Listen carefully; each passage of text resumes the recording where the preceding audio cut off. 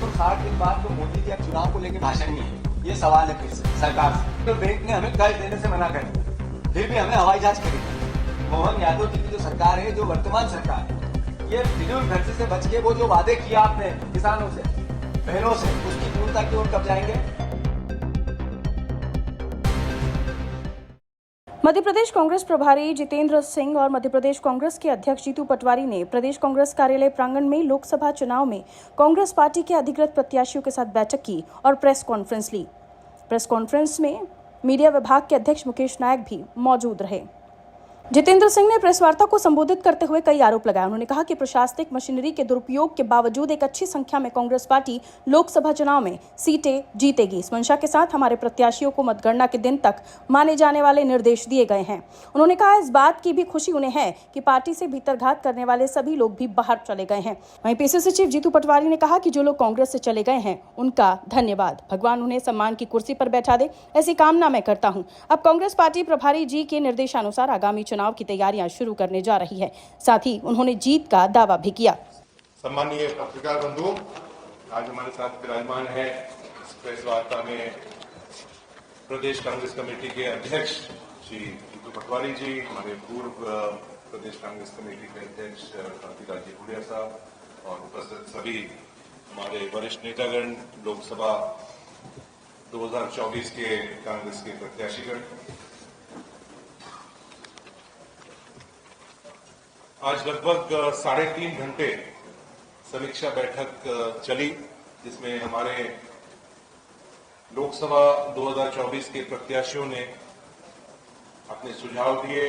क्या उनका चुनाव के अंदर क्या उनका एक्सपीरियंस रहा, और एक बात सबसे बड़ी खुल के ये आई है कि जिस तरह से राज्य सरकार ने और केंद्र सरकार ने सरकारी मशीनरी का दुरुपयोग किया, इलेक्शन कमीशन, प्रशासन, भारतीय जनता पार्टी के कार्यकर्ता के रूप में जिस तरह से उन्होंने काम किया, और ये देखते हुए जो मध्य प्रदेश की जनता है, जो वोटर है,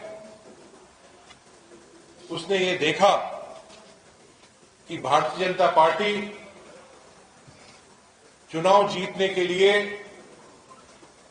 जो चुनाव का जो स्तर है वो किस तरह से नीचे गिराया, किस तरह से सोशल मीडिया का दुरुपयोग किया, जाति, धर्म, क्षेत्र, हर चीज का इनने इस्तेमाल किया चुनाव जीतने के लिए। लेकिन मध्य प्रदेश की जनता ने भारतीय जनता पार्टी का असली चेहरा देखा है। जो बड़ी बड़ी बातें, गारंटी की बात करी, महंगाई के बारे में भूल गए, बड़े बड़े वादे जो उन्होंने करे थे पिछले 5 साल नहीं 10 साल के अंदर, वो सब भूले, और आज चुनाव प्रचार के अंदर जनता के सामने आए नई गारंटी लेकर। मध्य प्रदेश नहीं लेकिन पूरे देश के अंदर भारतीय जनता पार्टी का असली चेहरा जनता ने देखा है, और मुझे पूरी उम्मीद है मध्य प्रदेश के साथ साथ मैं आसाम का भी प्रभारी हूं कि बहुत अच्छा परफॉर्मेंस मध्य प्रदेश, आसाम के साथ साथ पूरे देश के अंदर आने वाला है। जिस तरह का भारतीय जनता पार्टी ने कैंपेन चलाया, एक अहंकारी कैंपेन, अहंकार भरा हुआ था।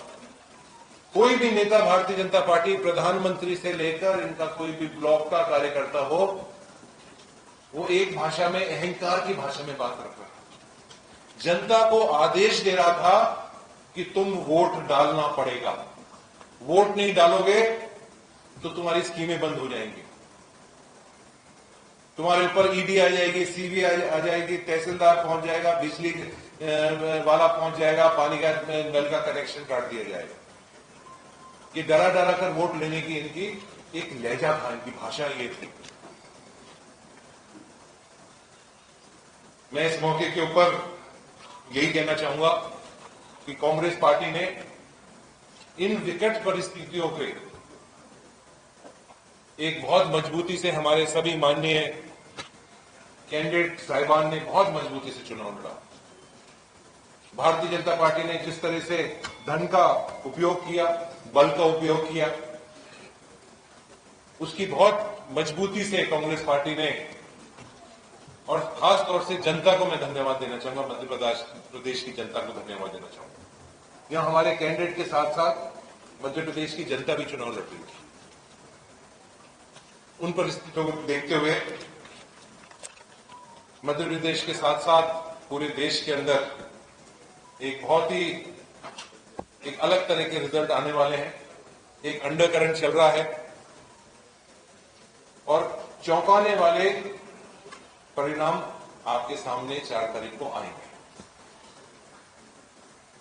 जो दूसरा एक बहुत बड़ा निर्णय आज इस बैठक के अंदर, जो समीक्षा बैठक थी, उसके अंदर जो फीडबैक आया, उसमें यह दिया गया है कि कांग्रेस पार्टी 4 तारीख के तुरंत बाद अगला जो चुनाव आने वाला है, विधानसभा का चुनाव आने वाला है, उससे पहले पंचायत का, जिला परिषद, कॉरपोरेशन, वार्डों का जो चुनाव आने वाला है, उसकी तैयारी 5 तारीख से कांग्रेस पार्टी शुरू कर देगी।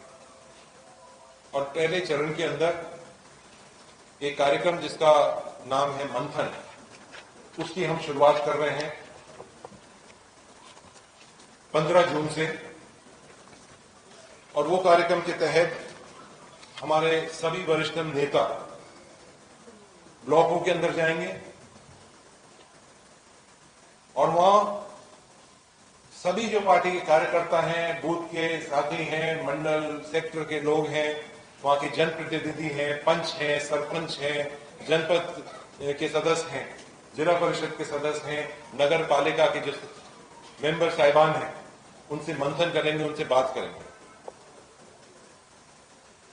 किस तरह से हम संगठन को और मजबूत कर सकते हैं, उनकी क्या भागीदारी रहेगी मध्य प्रदेश के विकास के लिए, क्या मध्य प्रदेश के आगे, हमारा मध्य प्रदेश को आगे बढ़ाने के लिए क्या हमारा विजन होना चाहिए। आप सबका स्वागत। उससे ज्यादा स्वागत हमारे प्रभारी जी का, जो मध्य प्रदेश कांग्रेस कमेटी की चुनाव होने के बाद 13 तारीख को चुनाव हुआ और आज लगभग 20 तारीख है। बड़ी गंभीरता से कांग्रेस पार्टी का संगठनात्मक व्यवस्था आगे स्ट्रेंथन कैसे हो, ताकतवर कैसे हो, और चुनाव को लेकर क्या सोच, क्या विचार, क्या तकलीफें, क्या संघर्ष, समीक्षा को लेकर भी वो उपस्थित हुए।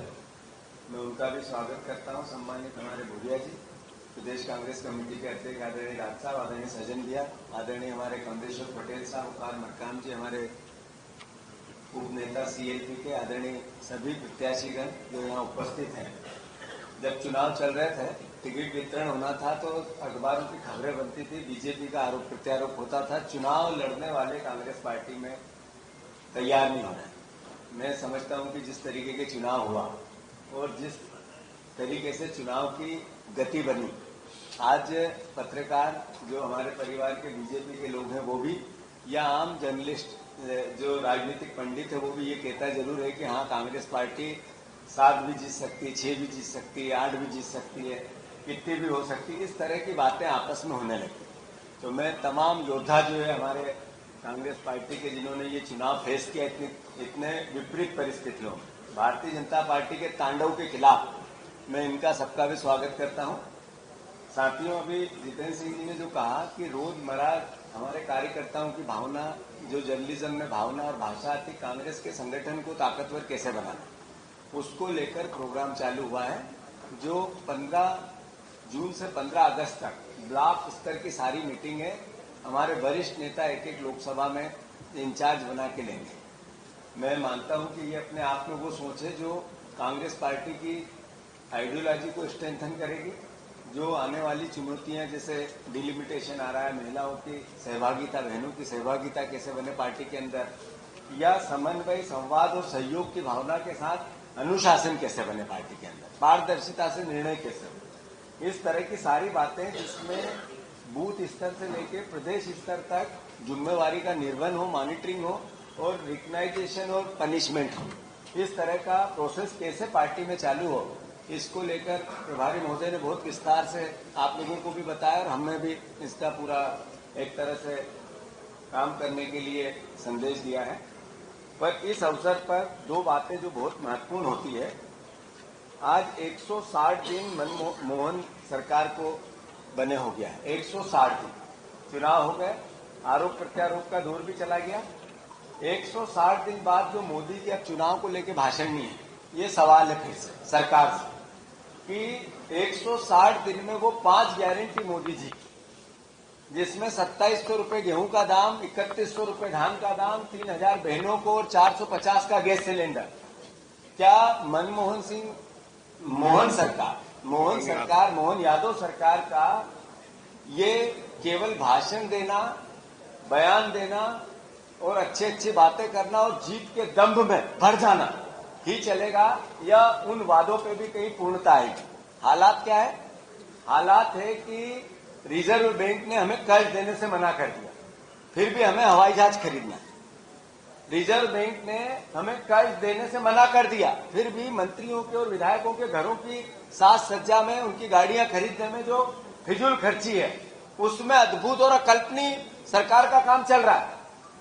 तो मैं सोचता हूं मोहन यादव जी की जो सरकार है, जो वर्तमान सरकार है, ये फिजूल खर्ची से बच के वो जो वादे किया आपने किसानों से, बहनों से, उसकी पूर्णता की ओर कब जाएंगे, ये फिर से उनसे प्रार्थना है। रही बात इस भावना की कि इस 100 दिन में क्राइम कितना बढ़ा, 160 दिन में अद्भुत और अकल्पनीय, देश में नंबर 1 है हम, देश में नंबर 1 है हम जो क्राइम है। आज भी जब हम बात कर रहे हैं, शायद कोई न कोई घटना हो रही हो, हम महिलाओं पर अत्याचार और उन पर होने वाले अनाचार में नंबर 1 है।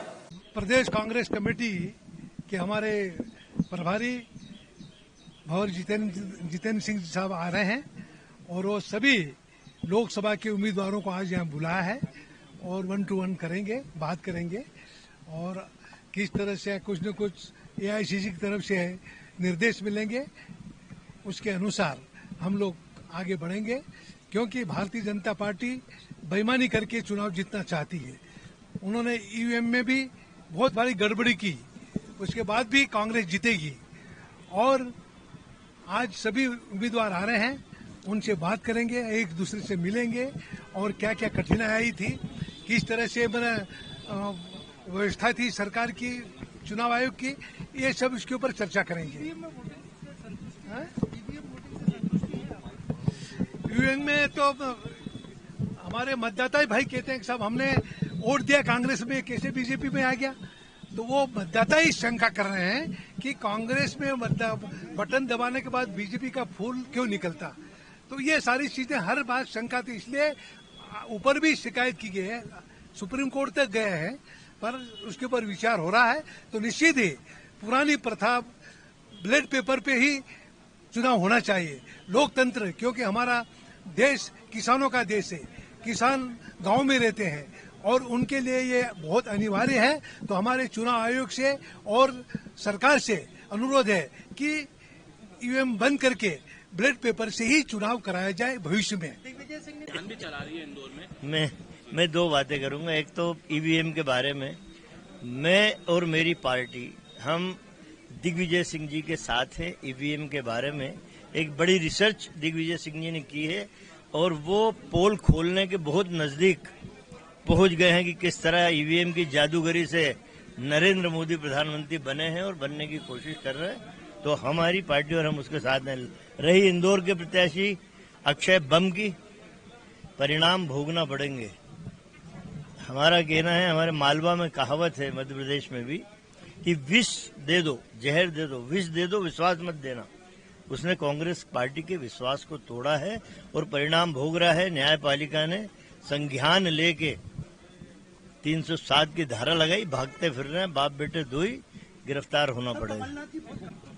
देखिए, लोकसभा का जो चुनाव हुआ है, ये देश का महत्वपूर्ण चुनाव है और जिस तरह से लोकसभा चुनाव में पूरे प्रदेश की जनता, देश की जनता इंडिया गठबंधन की सरकार बनाने के लिए मन बना लिए हैं। ऐसे समय में जहां जहां भाजपा की सरकार है राज्य में, वहां के मुख्यमंत्री परेशान हैं। मोदी जी फोन लगा के कहते हैं कि मुख्यमंत्री जी, आपको हर हाल में 29 सीट मध्य प्रदेश का लाना है। जनता वोट देने के लिए भाजपा को बिल्कुल तैयार नहीं है। ऐसी स्थिति में ये जो चुनाव हुआ है, ये चुनाव चुनौतीपूर्ण परिस्थिति इसलिए भी बन जाता है क्योंकि जब मुख्यमंत्री स्वयं चाहता है कि मेरे को 29 सीट मिल जाए, तो ऐसी स्थिति में लोकतंत्र बचाने के लिए सभी लोगों को, आपको, हमको, सबको जनता की आवाज के साथ खड़े रहना है।